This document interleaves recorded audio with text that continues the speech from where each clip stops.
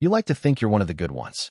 The kind of person who would have refused, who would have stood up, pushed the chair back, and walked out the door. When the moment came, you'd have known it was wrong, and you'd have stopped. But the real answer is far stranger than that. In the summer of 1961, a young psychologist at Yale University set out to prove something about human nature. His name was Stanley Milgram. He had followed the trial of a Nazi officer named Adolf Eichmann, a man who organized the deaths of millions and then, in a glass booth, calmly explained that he had only been following orders. Milgram wanted to show that ordinary people were better than that. He built an experiment he was sure would prove it. He was wrong. The setup looked almost boring.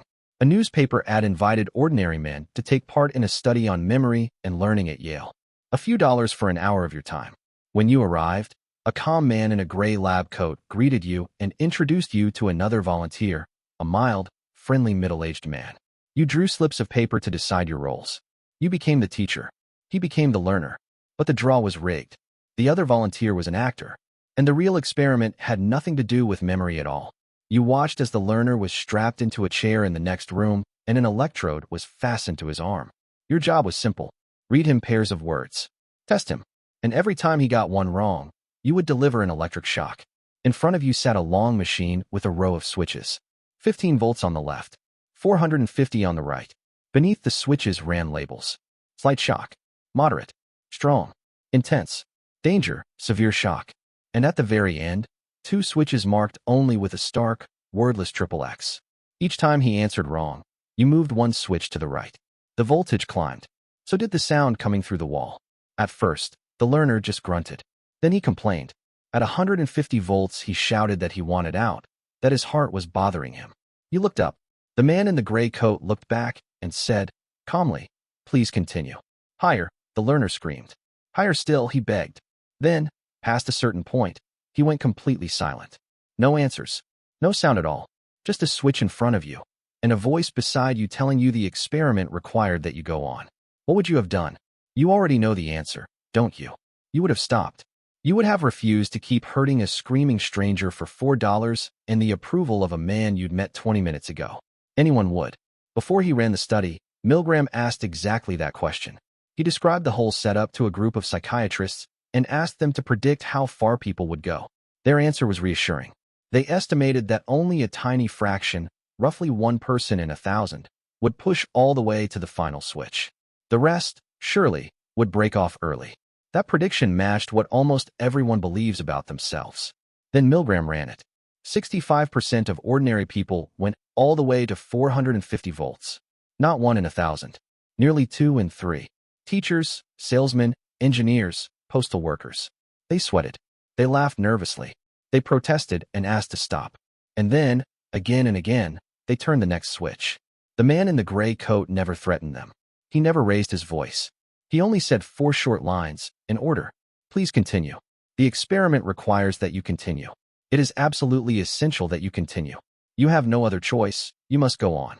And most people, hearing those words, went on. Why? To understand what Milgram found, you have to go back a few years, to a small room where people were asked to look at lines. That was the work of Solomon Asch, a psychologist who had studied a much gentler kind of pressure. Asch showed volunteers a simple card with a few lines on it, and asked which 2 were the same length. The answer was obvious. A child could see it. But he seated each real volunteer in a group of actors who, one by one, confidently gave the same wrong answer out loud. And something remarkable happened. A large share of people, hearing everyone else agree on something they could plainly see was false, began to doubt their own eyes. Many went along with the group. They called a short line long, because everyone else did. Asch had shown how far people would bend just to match the crowd. Milgram, who knew that work well, asked a darker question. What happens when the pressure comes not from your peers, but from someone in charge? The answer, it turned out, was that most of us hand over the wheel. Milgram had a name for what he saw. He called it the agentic state. In ordinary life, you feel like the author of your own actions. You decide, you act, you own it. But the moment you accept that someone above you is truly in charge, something shifts. You stop seeing yourself as the source of what happens. You become the instrument. The responsibility, in your mind, floats upward to the person giving the orders. Your hand throws the switch, but in that state, it doesn't quite feel like your hand. There was a thinker watching all of this from a different angle. The philosopher Hannah Arendt had sat in the courtroom during Eichmann's trial, the same trial that first haunted Milgram. She had expected to see a monster. Instead, she saw a dull, ordinary bureaucrat, a man more concerned with his career and his paperwork than with the horror he enabled. She coined a phrase that still unsettles people today: the banality of evil. The terrible things humans do, she argued, are usually not carried out by snarling villains. They are carried out by unremarkable people, doing their jobs, deferring to authority, not quite letting themselves think about the whole of what they're part of. Milgram's machine gave that idea a heartbeat. It showed the banality of evil happening in real time, in a quiet lab, in people just like you. But here's the part that changes everything. Milgram didn't run the experiment only once. He ran more than a dozen versions, and by changing tiny details, he could raise obedience or make it collapse. When the man in the gray coat left the room and gave his orders over the phone, obedience dropped sharply. Suddenly people found the courage to lie, to say they were increasing the voltage while quietly holding it steady. When the learner was moved into the same room, close enough to see and touch, fewer people went all the way.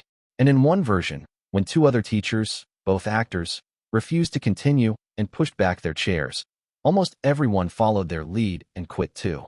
Do you see what that means? The people in that room were not broken. They were not uniquely cruel. Move the authority a little further away. Bring the suffering a little closer. Let one other person stand up first, and the same human being who would have gone to 450 volts finds it easy to say no. Their behavior wasn't coming from inside them. It was coming from the situation around them. And that is the strangest, most uncomfortable finding of all. The line between the person who refuses and the person who obeys is not the line between good and bad. It's the line between one set of circumstances and another. You might tell yourself this was a product of its time. Anxious, obedient people in the early 1960s, in a world that trusted men in lab coats. Surely we've changed. We haven't. Decades later, a psychologist named Jerry Berger recreated a careful, ethical version of the experiment at Santa Clara University. He stopped it early, at the exact point where he could still predict what people would have done. And the numbers came back almost unchanged.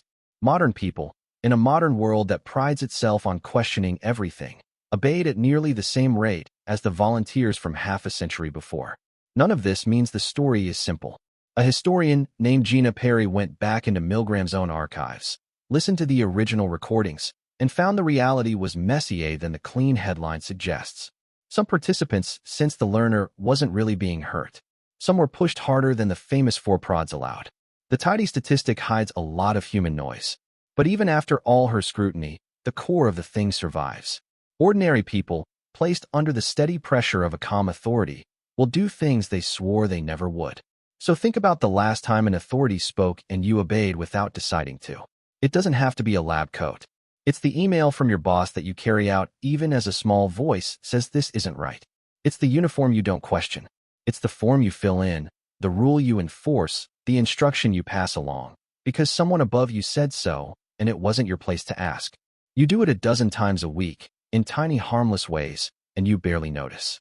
That same machinery, the one that lets you defer, cooperate, and follow, is the machinery Milgram found in that room. It's not a defect.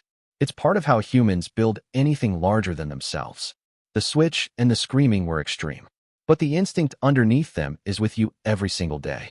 So you still like to think you're one of the good ones. And maybe you are. Maybe you would have been the one who pushed back the chair and walked out. But now you know the truth Milgram spent his life uncovering. That refusal was never really about being good. It was about who was in the room, how close the harm felt, and whether one other person found the courage to stand first. The good ones and the rest of us were never separate kinds of people. We were only ever separated by the situation we happened to be standing in. And that is exactly why you'd probably push the button too.